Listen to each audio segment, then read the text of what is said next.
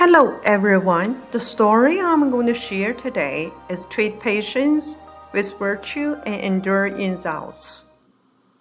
In ancient times, there was an old man named Wei living in Changzhou city. He had profound knowledge for medicine and liked to help others. He treated patients with full sincerity and never asked for payment from his patients, rich or poor. He even gave money and herbs for the poor for free. If there were patients who came from long distance away, he would first give them a bowl of porridge and some buns and start their treatments after they ate. Someone thought the way he treated his patients was for the sake of doing good deeds. But Old Wei said, patients must be tired and hungry after all that traveling to my clinic. Under such circumstances, their blood circulation would be in disorder. If they can eat something and rest for a little while, their circulation will improve. This is just the way my treatments work. It really has nothing to do with intentionally performing good deeds. Every time he did good things for others, he found excuses to get away with his actions. One time, a rich family invited Old Wei to see patient. After the treatment, the family said they lost 10 taels of silver. The patient suspected that the Old Wei took it, but dared not to ask him in person. Then someone told the patient's son to burn incense and hold it in his hand, kneeling in front of the gate of the Old Wei.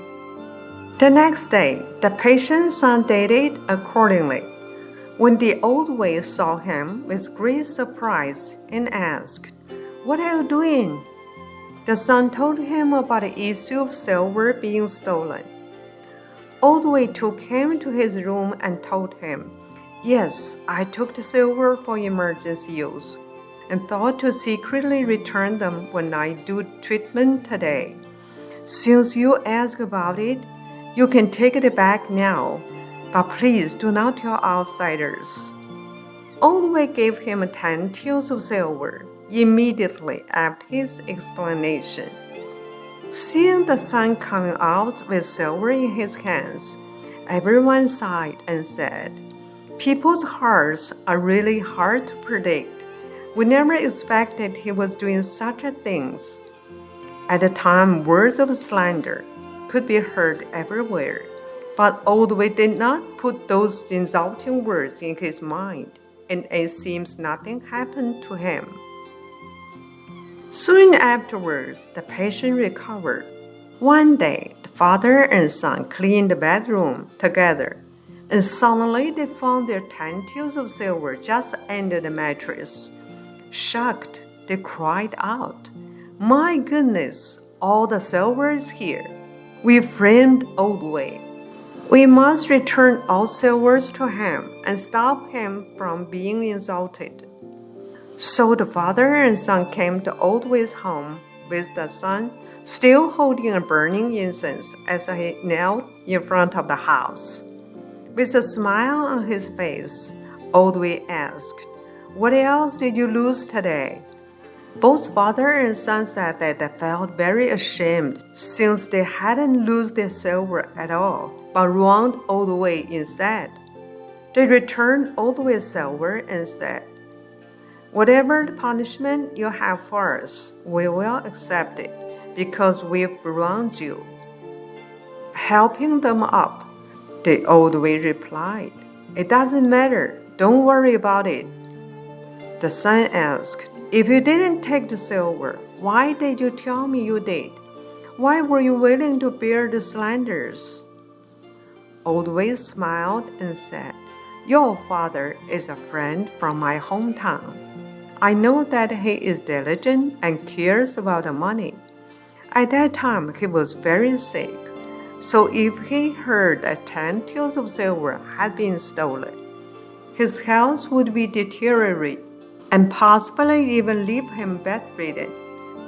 I'd rather be stigmatized and let your father know the silver was recovered.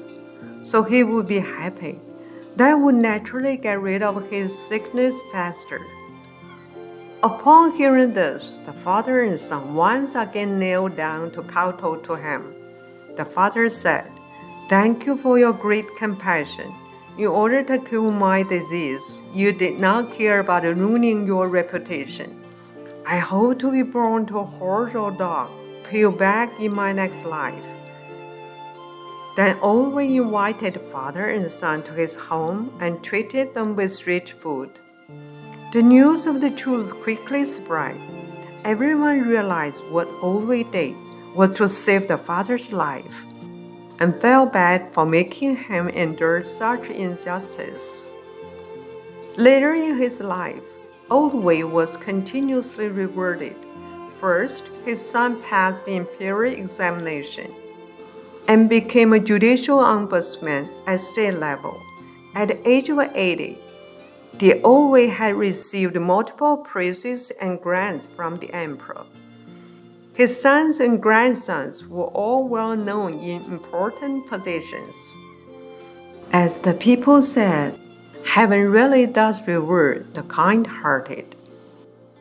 Thank you very much for listening to the story. More touching stories will be ready for you if you just subscribe it.